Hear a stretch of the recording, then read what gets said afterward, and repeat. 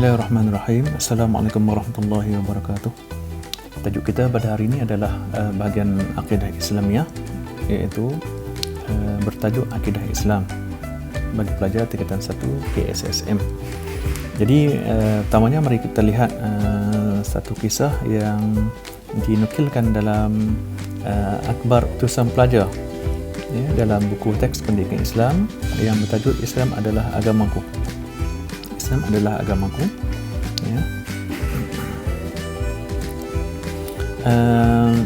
Ustaz ringkaskan cerita aja bagaimana pada zaman dahulu, zaman Rasulullah SAW dulu, ada seorang pemuda. Beliau ni seorang yang sangat terkenal dengan mendapat pengaruh yang hebat dalam masyarakat dia. Wataknya keras dan dia adalah seorang yang berani, dan dia juga adalah seorang yang memiliki disiplin yang sangat tinggi.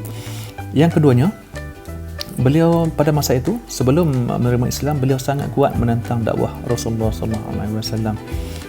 Apabila cahaya Islam sampai kepada beliau dalam satu kisah yang panjang, bagaimana dia telah memeluk Islam, maka selepas memeluk Islam, beliau diberi gelaran sebagai Al-Faruq, iaitu pemisah antara yang hak dan yang batil. Kemudian kesan daripada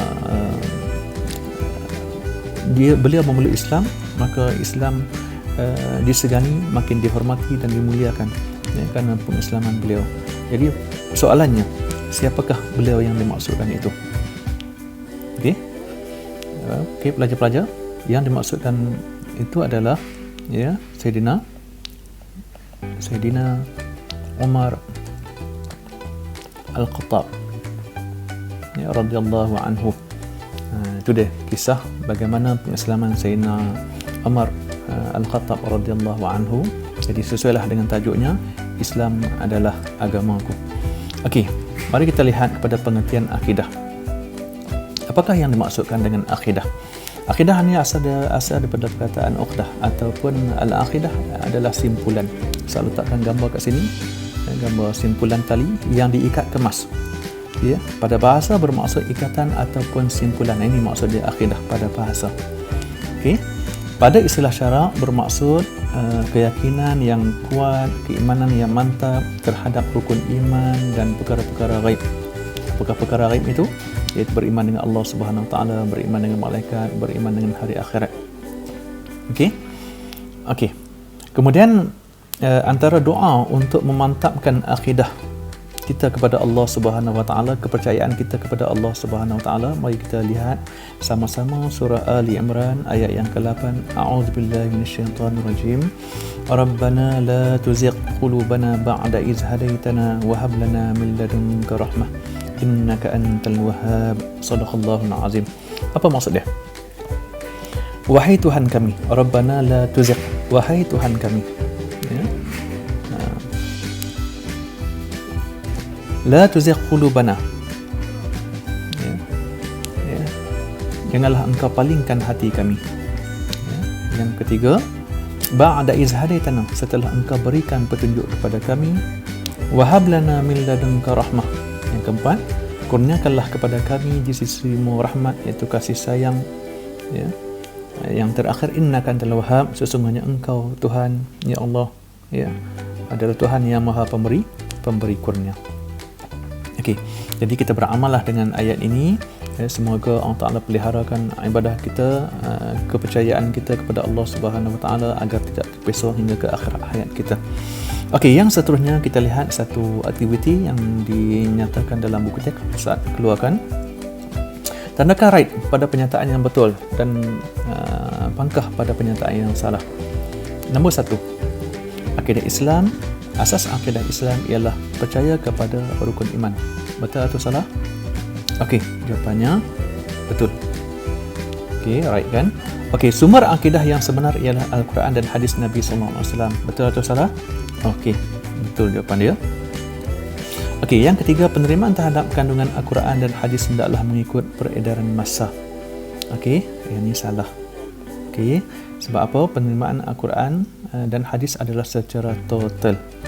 Okey, dia tak bukan mengikut pada peredaran masa. Ada masa yang sesuai kita ambil, dan tak sesuai kita tak ambil. Okey, tanpa akidah yang benar, hidup kita tidak akan bahagia dunia dan akhirat. Okey, betul jawapan dia. Ya, yang tak kita nafikan lagi. Okey. Kemudian kita lihat yang seterusnya adalah sumber utama akidah Islam. Sumber utama akidah Islam ada dua. Yang pertamanya adalah Al-Quran, yang keduanya adalah Al-Hadis. Okey, Ustaz keluarkan satu contoh Al-Quran. A'udzubillahi minasyaitonirrajim. Bismillahirrahmanirrahim. Qul huwallahu ahad, Allahus samad, lam yalid wa lam yulad wa lam yakul lahu kufuwan ahad. Shadaqallahul azim. Okey, katakanlah wahai Muhammad, Allah itu Esa, Allah itu tempat bergantung. Ya, Allah tidak beranak dan diperanakkan. Ya, tidaklah sama dengan Allah itu dengan sesuatu. Okey, yang seterusnya kita lihat hadis Rasulullah sallallahu alaihi wasallam. Ya, man qala la ilaha illallah Muhammadur Rasulullah. Siapa-siapa yang berkata, kata Nabi, siapa-siapa yang berkata la ilaha illallah, tidak ada Tuhan melainkan Allah, Muhammad Rasulullah, wa kafara bima yu'badu min dunillah, dan dia mengingkari apa yang disembah selain daripada Allah. Dia tak sembah lain daripada sembah Allah. Haruma maluhu wa damuhu, haramlah hartanya dan darahnya. Maksudnya tak boleh diambil harta dia dengan cara yang batil, dan tak boleh dibunuh dia, sebab dia adalah dalam jaminan Allah Subhanahu wa taala. Wa hisabuhu 'ala Allah taala, Allah lah yang berhak ya untuk menghisap dia pada hari akhirat. Okey pelajar-pelajar. Okey, seterusnya kita lihat kepada ciri akidah yang benar dan akidah yang salah. Okey, akidah yang benar lawan dengan akidah yang salah. Okey, yang pertama di sini Ustaz keluarkan ada 4 ciri akidah yang benar dan akidah yang salah, pun begitu banyak lagi ciri-cirinya. Okey, yang pertama percaya wujudnya Allah Subhanahu wa taala. Ini adalah akidah yang betul. Kita percaya wujudnya Allah Subhanahu wa taala. Yang kedua, lawannya adalah menafikan keesaan Allah Subhanahu wa taala. Dia tak percaya kepada Allah Subhanahu wa taala. Itu adalah akidah yang salah. Okey, ini warna merah ya. Warna biru yang benar, warna merah yang salah. Okey, yang kedua mengamalkan kepercayaan berdasarkan Al-Quran dan Sunnah. Ya. Okey. Okey, yang kedua mengamalkan kepercayaan yang bid'ah ataupun kepercayaan yang khurafat, yang tahayul, yang khurafat ni maksudnya kepercayaan yang diada-adakan, ya. Okey, seterusnya akidah yang benar cirinya adalah dia mentauhidkan Allah Subhanahu wa taala, dia mengesahkan Allah Subhanahu wa taala. Manakala akidah yang salah adalah ia mensyirikkan Allah Subhanahu wa taala, ia menduakan Allah Subhanahu wa taala. Okey, yang keempat melakukan amalan ataupun adat selari dengan akidah Islam. Okey, dan akidah yang salah adalah melakukan amalan ataupun upacara ataupun adat yang bertentangan dengan syarak. Contohnya memuja pantai, memuja untuk mendapatkan hasil tuaian yang baik bagi orang yang bertani, ya, dan sebagainya. Okey, kita lihat seterusnya contoh ajaran yang sesat, ajaran yang salah yang ada kat dunia kita pada hari ini. Antaranya, ya, nombor satu adalah ajaran Taslim, ya. Yang kedua adalah ajaran Qadiani. Contoh yang ketiga ajaran anti hadis. Yang keempat contoh ajaran Millah Ibrahim. Dan yang kelima adalah contoh ajaran yang salah itu ajaran Syiah.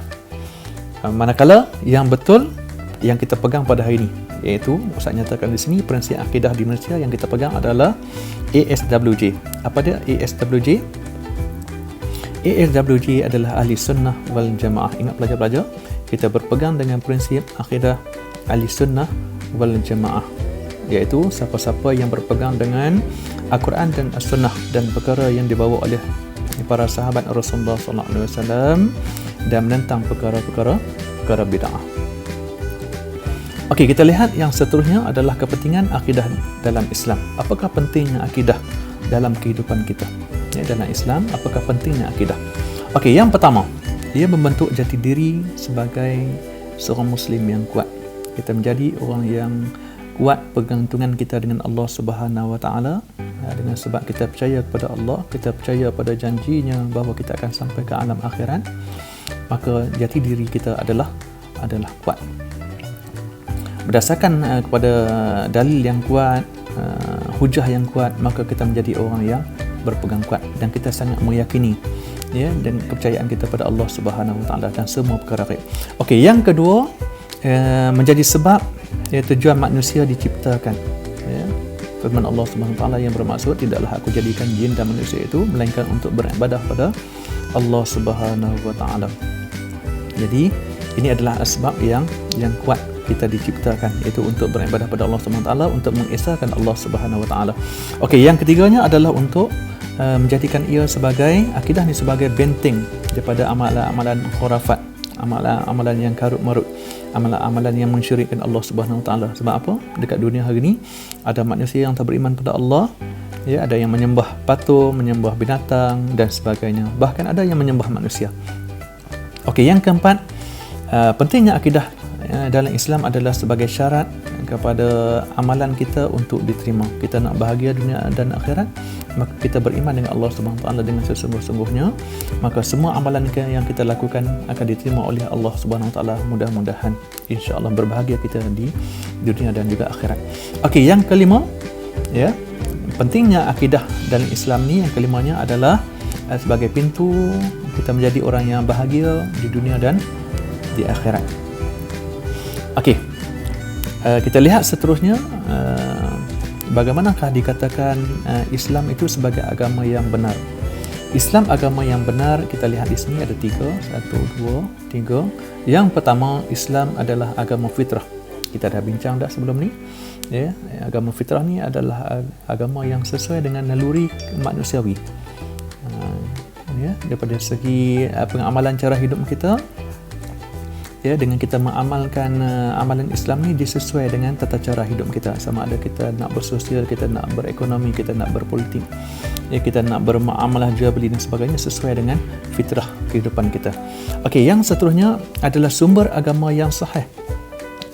Islam agama yang benar sebab dia adalah sumber agama yang sahih, sebagai panduan hidup kepada manusia, tak kira sepanjang zaman.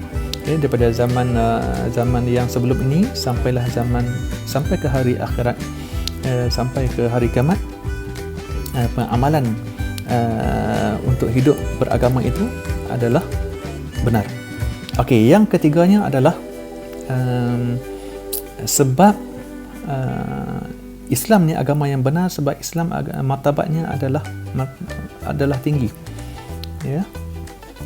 Tidak ada yang tinggi di sisi Allah melainkan Islam, kerana ia datang daripada Allah Subhanahu Wa Taala dan ia mampu mengatasi segala bentuk kajian ilmu manusia. Manusia berfikir dengan akuratnya itu, maka berjumpalah hasil-hasil hikmah-hikmah yang pelbagai-pelbagai, yang mana akal manusia tak mampu untuk mencapainya. Okey, yang seterusnya, Islam ini adalah penyelesaian kepada semua masalah hidup manusia sebab dia adalah the way of life. Jadi alhamdulillah, terima kasih semua pelajar. Mudah-mudahan semua pelajar dapat faham dengan baik. Okey, terima kasih. Assalamualaikum warahmatullahi wabarakatuh.